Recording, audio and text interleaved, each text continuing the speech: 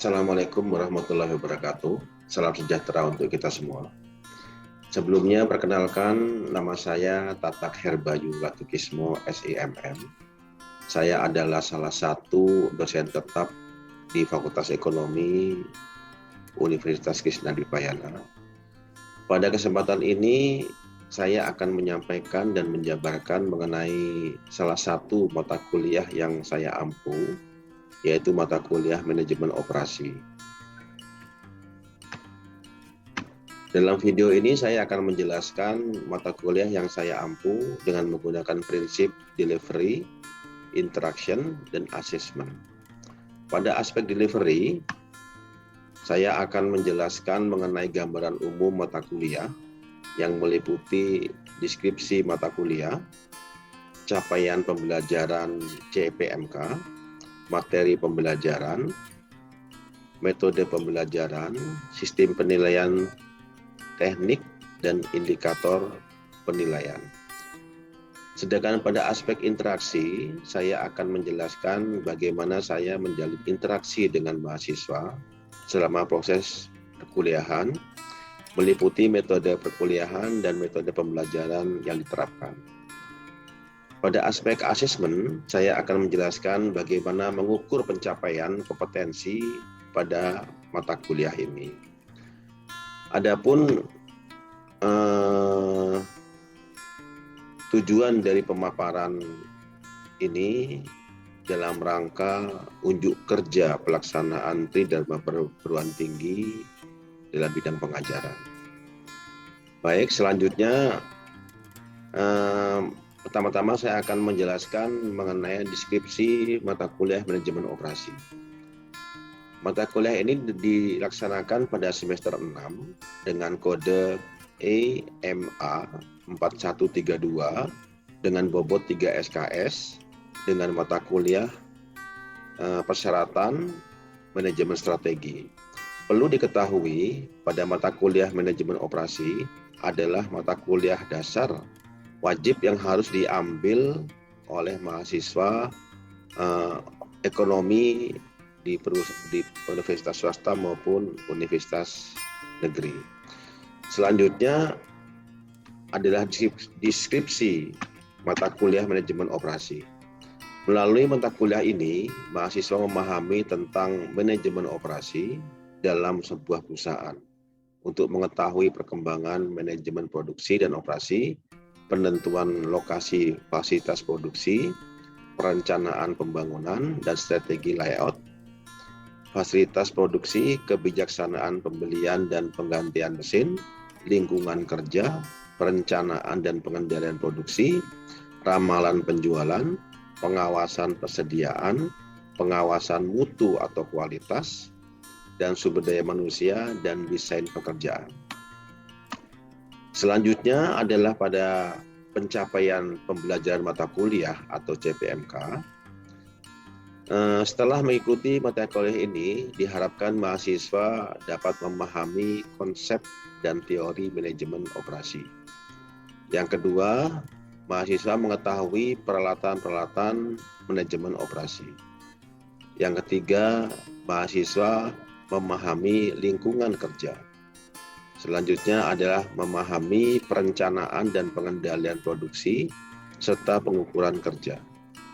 Yang kelima adalah mengetahui pengendalian mutu, pengendalian persediaan dan TQM, TQCM, memahami strategi SDM dan desain pekerjaan. Selanjutnya adalah materi pembelajaran yang mencakup konsep dan teori manajemen operasi, peralatan-peralatan manajemen operasi, lingkungan kerja, peralatan dan pengendalian produksi serta pengukuran kerja, pengendalian mutu, pengendalian persediaan, TQM serta PIRT. Selanjutnya adalah metode pembelajaran, yaitu menggunakan metode pembelajaran secara daring. Perkuliahan ini menggunakan tatap muka secara virtual via Zoom. Kuliah menggunakan e-learning melalui video pembelajaran, forum diskusi, materi, lembar kerja, kuis, UTS, dan UAS. di mana dalam pelaksanaan kegiatan pembelajaran dilaksanakan dengan menggunakan pendekatan student care learning, yaitu pembelajaran berpusat pada mahasiswa, di mana mahasiswa didorong dan difasilitasi untuk aktif mencari, menganalisis, membahas, mempresentasikan, dan memperoleh kemampuan yang diharapkan, baik pengetahuan, keterampilan, maupun sikap. Dalam pelaksanaan ada 3 kegiatan atau metode yang akan dilaksanakan dalam perkuliahan ini, yaitu adalah presentasi oleh dosen dalam bentuk ceramah-ceramah, diskusi kelas berbentuk kelompok, dan penugasan. Yang selanjutnya adalah sistem penilaian. Metode atau teknik yang digunakan yaitu menggunakan tes tulis, yaitu menggunakan pra UTS, UTS, pra UAS, dan UAS. Serta penilaian produk, yaitu untuk menilai makalah, laporan hasil kerja, hasil studi, kasus, dan hasil-hasil soal. Selanjutnya adalah penilaian kinerja untuk menilai presentasi dalam diskusi kelas dan partisipasi dalam perkuliahan. Selanjutnya adalah penilaian sikap, yaitu untuk menilai sikap dan perilaku selama mengikuti perkuliahan, ketaatan, dan kepatuhan terhadap peraturan. Sedangkan instrumen yang digunakan berupa naskah soal ujian dalam UTS maupun UAS, lalu skala penilaian atau rubrik dengan menilai makalah, laporan hasil studi kasus, dan hasil latihan soal. Selanjutnya adalah lembaran pengamatan, yaitu untuk menilai sikap dan perilaku selama mengikuti perkuliahan dan ketaatan terhadap aturan. Selanjutnya adalah komponen dalam dan proporsi penilaian. Di sini ada 4. Yang pertama adalah tugas. Yang pertama adalah absensi 10%, tugas 20%, UTS 30%, dan UAS 40%. Selanjutnya akan saya tampilkan rekaman video pengajaran dalam satu mata kuliah manajemen operasi yang saya ampu. Selanjutnya dapat dilihat dalam cuplikan tayangan video berikut. Terima kasih. Kayak tindakan itu. Ini Rafael ya? Iya. Oke, yang lainnya mungkin? Saya Pak izin. Kasih ini kayak perencanaan kegiatan terus sampai dengan pelaksanaannya dan evaluasi itu mungkin yang dimaksud dengan operasi. Oke ya. Dari jawaban dari Jeremy sama Denny tadi itu sudah mencakup apa yang disebut dengan operasi. Jadi operasi itu sebenarnya semua kegiatan yang terstruktur, sistematis, yang dilakukan oleh individu atau mungkin perusahaan-perusahaan. Tanpa kita sadari, kita setiap hari bangun tidur kita udah beroperasi sebenarnya. Mungkin Bapak Ibu bangun tidur, lapar kan, langsung ke dapur, buka kulkas. Ya kan, karena ada kebutuhan, lapar. Itu udah operasi sebenarnya, operasi individu. Tanpa kita sadari. Sistematis, terstruktur. Kita udah tiap pagi begitu, bangun tidur, merasa lapar, ke kulkas, ke dapur, buka kulkas, apa yang bisa dimakan, apa yang bisa diminum, gitu kan ya biasanya ya. Itu yang sehari kita lakukan, itu adalah sebagian dari operasi sebenarnya, operasi individu. Nah, apalagi di perusahaan yang mencakup hajat orang banyak, misalkan ya, mencakup barang-barang produksi, jasa, dia harus memenuhi kebutuhan orang banyak, itu malah lebih detail lagi. Nah, oke, akan saya lanjutkan. Nah, ini ada pengertian operasi. Operasi itu secara umum kita simpulkan bahwa suatu proses aktivitas yang terkait dengan cara atau sistem. Tadi juga si Denny sudah disebutkan bahwa adalah kegiatan, aktivitas. Kalau hanya aktivitas saja, tapi tidak dengan sistem, itu bukan operasi namanya. Tapi kaitannya itu terkait dengan suatu sistem. Karena operasi itu biasanya ada rentetannya, tidak serta-merta tidak terjadi gitu. Tapi ada awalnya, sistemnya bagaimana, kita melakukannya bagaimana, dan itu berlaku berjalan. Itu ada operasi. Jadi kalau operasi itu secara umum, secara general, itu ada suatu proses, aktivitas yang terkait dengan cara atau sistem. Nah, modelnya itu beda-beda. Perusahaan sendiri beda, individu kita sendiri juga beda bagaimana mengoperasikannya gitu loh. Kalau dulu saya itu waktu pertama operasi ini apa sih? Saya cuma dengar waktu dulu pertama itu pasti ini kaitannya dengan kedokteran ini. Hanya itu aja kedokteran. Terus nanti waktu saya udah mulai gede SMA itu di kampung operasi lalu lintas, operasi lilin, operasi ketupat. Wah, kaitannya dengan militer polisi ini. Nah, ada lagi cerita-cerita lagi masalah operasi banyak sekali. Tapi saya belum tahu apa sih operasi itu. Nah, dari sudut ini operasi sangat luas kaitannya hampir di setiap segi kehidupan manusia, segi bisnis, segi pemerintah, politik, semuanya menggunakan operasi. Tapi yang saya fokuskan di sini adalah operasi kita yang saya lihat dari sudut pandang ekonomi bisnis. Gitu. Nah, ini adalah pendapat dari beberapa ahli yang saya kutip. Sebenarnya banyak yang menyatakan operasi itu menurut sudut pandang masing-masing orang. Kita bilang wajar, kenapa sudut pandang orang-orang itu, para ahli itu berbeda-beda mengenai operasi. Karena perbedaan itu dilatar belakangi karena latar belakang background spesifik keahlian dia. Seorang militer yang mempunyai tentara misalkan, dia memandang operasi itu bukan berbeda dengan orang yang dari sudut ekonomi. Seorang dokter, perawat, dia memandang operasi itu beda dengan orang tentara menganggap bahwa operasi itu apa gitu. Jadi sudut pandang orang-orang itu berbeda mengenai pengertian operasi berdasarkan latar belakang keilmuan dia. Nah, ini sengaja saya mengambil manajemen operasi ini karena mungkin ini adalah vital, ya, sangat penting dalam setiap perusahaan. Dalam setiap perusahaan bisnis itu merupakan hal yang vital. Cuman banyak yang belum diungkapkan mengenai masalah operasi ini. Oke, ini adalah kutipan yang mungkin lebih kena untuk bidang bisnis ya, bidang ekonomi bisnis. Itu menurut Dassler 2004 mengatakan bahwa keseluruhan rangkaian proses pengelolaan keseluruhan sumber daya perusahaan, yaitu mengelola seluruh sumber daya manusia, seluruh sumber daya perusahaan. Sumber daya perusahaan itu terkait bukan hanya terkait dengan sumber daya manusia aja. Sumber daya itu semuanya yang ada di perusahaan itu adalah sumber daya yang bisa dioptimalkan, bisa didaya gunakan, bisa dimanfaatkan, bisa difungsikan, itulah sumber daya.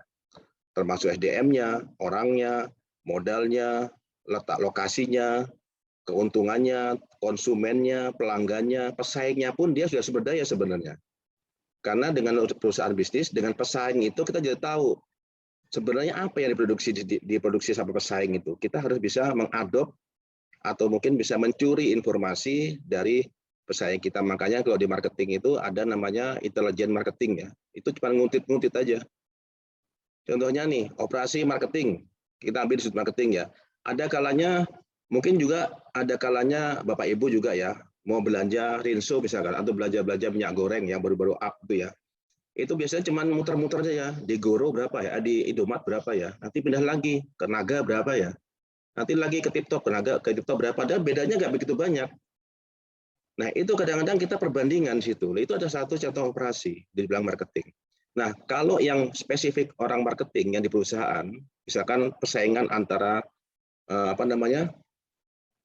persaingan antara TikTok dengan Alfamart ya, yang banyak itu ya, atau dengan Naga gitu. Itu biasanya ada tim khusus Intelligent Operation Marketing namanya. Dia tuh cuma datang ngecek dia harganya berapa nih ya. Harganya di sini ternyata turun, di tempat saya kok belum. Nah, itu namanya Intelligent Marketing Operation itu. Itu cuma ngecek aja harganya, perbandingan aja. Nah, itu sangat penting karena apa? Hanya dengan kisaran harga beda Rp500, kalau dalam kondisi tertentu itu berharga bagi konsumen. Tapi bagi orang-orang tertentu nggak ada harganya. Tapi bagi orang tertentu di masyarakat luas, masyarakat yang kondisi lagi labil sekarang ini, Rp500 itu pengaruh. Gitu. Nah, itu orang bisa pindah, biasanya dia pindah ke belanja di Naga karena harganya minyaknya kok lebih Rp500 nih, harganya pindah ke tempat yang lebih murah. Nah, itulah salah satu sumber daya dari pesaing yang bisa kita gunakan sebagai sarana strategi. Yang selanjutnya itu adalah dari pendapat dari J. Hazer dan Barry Render 2009, menyatakan bahwa manajemen operasi adalah serangkaian aktivitas yang menghasilkan nilai dalam bentuk barang dan jasa dengan mengubah input menjadi output. Itu salah satu pendapatnya. Kalau dilihat dari pandangan Bapak Ibu, kira-kira kalau dilihat dari operasi intelijen marketing itu kira-kira menyalahi aturan apa enggak sih? Kita cuma ngecek, nggak beli harga, nggak beli, cuma ngecek aja gitu kan. Secara etis itu, etika menurut Bapak Ibu itu melanggar nggak sih? Artinya kita cuma nyari informasi, datang ke situ, lihat, oh harganya naik, nggak beli gitu loh. Kita perbandingan dengan harga kita. Itu kira-kira menyalahi aturan nggak? Menyalahi etika nggak itu ya? Maaf, izin Pak. Menurut saya sih tidak sih Pak. Oh gitu ya? Masih etis berarti ya? Iya betul ya. Itu dibilang etis juga tidak karena mencuri informasi. Dibilang nggak etis juga etis gitu. Tapi itu diwajarkan kok dalam suatu strategi marketing itu wajar seperti itu. Makanya sampai sekarang itu namanya adalah marketing terselubung, ghost marketing seperti itu cara ceritanya. Kalau pernah dengar ya, seperti itu. Oke, nah ini adalah fungsi dasar dari organisasi. Itu tadi sekilas mengenai operasi ya. Nah, kita sekarang mulai ke fungsi dasar operasi. Yang pada dasarnya organisasi bisnis itu memiliki tiga fungsi fungsional dasar yang tidak peduli perusahaan itu perusahaan dalam bidang jasa atau perusahaan dalam bidang produksi. Mungkin yang terkait dengan yang terpikir dalam Bapak Ibu semuanya itu operasi itu hanya ada di perusahaan-perusahaan produksi gitu kan. Karena ada jelas barangnya. Oh produksi, operasinya apa? Misalkan di Jerman, dari barang jadi, dari kain dirubah menjadi dijahit, menjadi pakaian dijual. Ada wujudnya. Produksi biasanya itu. Tapi banyak juga organisasi itu melaksanakan operasinya itu pada perusahaan-perusahaan jasa. Dan sekarang perusahaan jasa pun juga akan memanfaatkan itu, operasi itu. Nanti akan kita bahas satu-satu. Nah, di sini ada fungsi dasar organisasi adalah organisasi, keuangan, operasi, dan pemasaran. Mungkin bisa saya jelaskan sedikit, mungkin gini, dari Bapak Ibu ada nggak yang terbersih di pikirannya itu, kenapa keuangan, kenapa operasi, kenapa pemasaran, kenapa nggak yang lain-lain gitu, padahal namanya strategi itu penting gitu loh. Kenapa nggak strategi? Kenapa nggak yang lainnya ya? Kenapa nggak misalkan seperti penjualan gitu kan? Kenapa nggak itu? Tapi fungsi dasar menurut penelitian itu ada keuangan, operasi, pemasaran. Mungkin ada yang mau memberikan masukan kenapa keuangan, operasi, pemasaran menjadi fungsi dasar organisasi.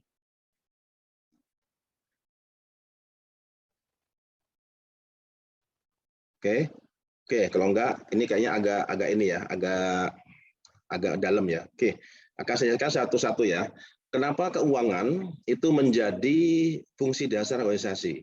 Yang pertama, keuangan itu bertanggung jawab, namanya uang ya, bertanggung jawab mengamankan sumber daya keuangan yang memiliki nilai yang menguntungkan atau mengalokasikan dari seluruh organisasi keuangan ini. Seperti misalkan pengeluaran, penganggaran, penyediaan dana untuk operasi, itu adalah fungsi dasar dari keuangan dalam perusahaan. Lalu untuk pemasaran itu adalah bertanggung jawab untuk menilai keinginan dan kebutuhan pelanggan. Itu kalau dari pemasaran. Serta menjual dan mempromosikan barang atau jasa dari organisasi itu udah itu ya sudah tugas dari marketing ya, kita udah tahu semuanya. Nah, sekarang untuk operasi. Operasi itu kenapa menjadi fungsi dasar organisasi? Karena operasi itu bertanggung jawab menghasilkan barang atau menyediakan jasa. Dan vital itu fungsi dari organisasi itu karena itu merupakan harga, merupakan biaya, mengeluarkan investasi paling besar dalam organisasi. Jadi di setiap marketing sendiri pun itu ada operasinya, bagian operasi. Di bagian penjualan ada sendiri operasi, gitu ya. Di sebagian SDM sumber daya manusia itu juga ada operasinya, bagian operasi, cuman secara harfiah tidak disebutkan secara gamblang. Tapi pelaksanaan kegiatannya berkaitan dengan operasi. Untuk mengilustrasikan suatu pentingnya organisasi itu, pentingnya operasi dalam organisasi. Jika kita ibaratkan organisasi bisnis itu adalah mobil, ya, jika kita ilustrasikan bahwa organisasi bisnis itu adalah mobil, maka dalam organisasi bisnis itu operasi adalah mesinnya. Jadi mobil itu operasi itu adalah mesinnya. Betapa pentingnya itu mesin.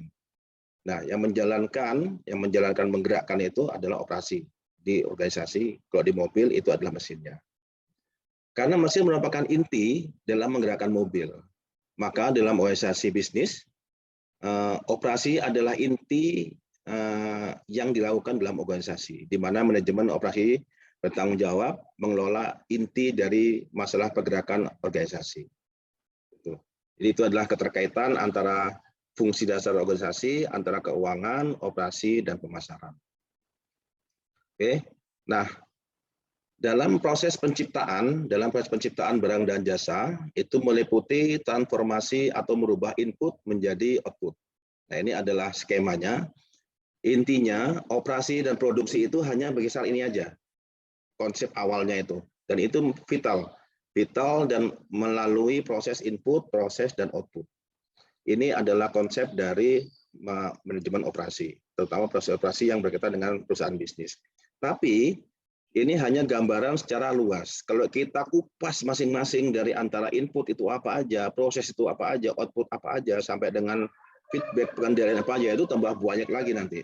Tapi kita secara umum kita kupas melalui konsep yang sederhana ini. Nanti kalau ada waktu tempat yang memungkinkan, kita akan kupas satu-satu pada pertemuan yang akan datang. Oke, yang pertama kita adalah input. Input itu seperti modal, tenaga kerja, material, informasi, dan manajerial akan digunakan untuk menciptakan barang dan jasa dengan menggunakan satu atau lebih proses transformasi. Jadi input itu, misalkan tenaga, modal, material itu, harganya tidak akan naik harganya, tidak akan naik nilainya bila dijual dengan harga itu, dengan kondisi seperti itu. Tapi kalau dia ditransformasi, dirubah bentuk, dia akan mempunyai nilai yang lebih tambah. Misalkan kayu balok gitu ya, udah dipotong, harganya ya Bang, mungkin hanya satu balok itu mungkin hanya harganya satu potongan besar itu mungkin 3 juta gitu. Tapi setelah dia dibentuk menjadi ditransformasi, dirubah bentuk menjadi kursi, menjadi barang-barang kerajinan, akhirnya harganya lebih naik. Outputnya dalam bentuk apa? Dalam bentuk mebel misalkan. Nah, transformasi pembentukan merubah wujud dari yang balok kayu yang mungkin harganya mungkin nggak berharga menjadi hal-hal ditransformasi, dirubah menjadi output, itulah menjadi proses dari operasi. Dan itulah akan memberikan nilai tambah pada barang itu sendiri. Gitu.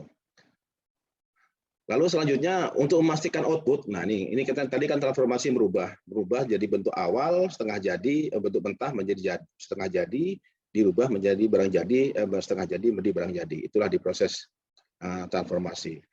Nah, selanjutnya di output. Untuk memastikan output yang diinginkan telah sesuai dan diperoleh organisasi, artinya outputnya itu sesuai atau tidak dalam organisasi, itu ada alat untuk mengukurnya. Ya, mengukurnya itu dengan bentuk umpan balik, dalam bentuk pengendalian dengan membandingkan dengan standar yang ditentukan. Ya, berarti SOP misalkan ya. Misalkan outputnya standarnya itu harus yang ber-SNI. SNI itu kan nasional ya, ada standarnya. Misalkan harus bisa dipakai dalam waktu sekian tahun, warnanya begini, tidak cepat pudar atau ramah lingkungan, itu adalah output standar yang ditentukan. Apabila tidak sesuai dengan standar, maka dilakukan perbaikan. Artinya hasil produksi itu, hasil operasi itu tidak sesuai dengan standar, maka di-reject. Kenapa kok nggak sesuai standar? Dievaluasi ke belakang. Nah, itulah namanya pengendalian sama monitoring. Itu juga termasuk dalam kegiatan dari operasi. Oke, jika memang tidak sesuai dengan standar ditentukan, maka akan dilakukan perbaikan. Dan bila sudah sesuai dengan standar yang disesuaikan standar yang ditentukan oleh perusahaan, maka akan dilakukan pengawasan. Dilakukan pengawasan agar selalu memberikan output yang sesuai dengan standar. Karena apa? Biasanya perusahaan itu mendesain barang atau jasa, dan barang aja yang gampang mengaplikasikannya, gampang mengilustrasikannya adalah misalkan barang itu sesuai dengan standar yang tentukan.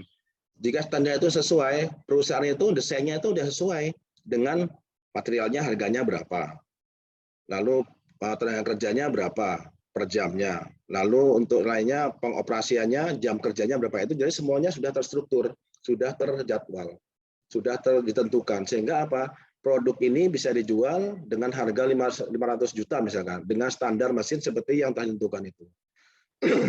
Jadi standar itu berdasarkan dengan perhitungan bagaimana mesin itu diproses, diolah, dibentuk dengan material yang ada. Itu sudah dihitung semua. Nah, itu nanti kaitannya dengan proses produksi. Oke. Setelah selesai, ini tadi yang berdasarkan input, berubah, proses. Nah, sekarang adalah umpan balik. Selanjutnya dari output tersebut, dari output dari produk jasa itu, perusahaan menjual produknya, dan kemudian hasil dari penjualan itu digunakan untuk membeli atau menyediakan input, menjadikan ini input yang selanjutnya akan digunakan sebagai biaya operasi dan seterusnya. Jadi berputar. Setelah perusahaan itu menghasilkan barang dan jasa itu dijual. Hasil jualnya itu akan digunakan feedbacknya untuk membeli barang modal lagi, berputar terus begitu aja. Jadi kerjaannya begitu aja, mutar gitu aja. Ada output, diproses, dijual, duitnya buat beli lagi. Udah gitu aja. Itu sebenarnya proses dari perusahaan bisnis produksi. Begitu. Oke, dari sini ada yang mau ditanyakan? Mungkin belum ada, Pak. Belum ada ya. Nah, sekarang gini. Dari proses ini mungkin mengilustrasikannya itu kita dalam bentuk apa ya? Nah, misalkan HP, handphone yang sudah Bapak Ibu miliki sekarang ini, itu merupakan suatu hasil proses operasi. Itu yang real ya. Kenapa? Dulu kita memegang HP, punya HP pada awal-awal aktualnya itu hanya untuk komunikasi aja, untuk telepon-telepon aja, komunikasi. Tapi sekarang bertransformasi sudah menjadi hal yang paling utama, hal yang paling penting dalam hidup manusia. Apalagi kayak kita ya, apalagi zaman-zaman sekarang itu bangun tidur HP dulu dia pegang. Yang lain mau ke bank HP dulu, dia mau tidur HP dulu. Semua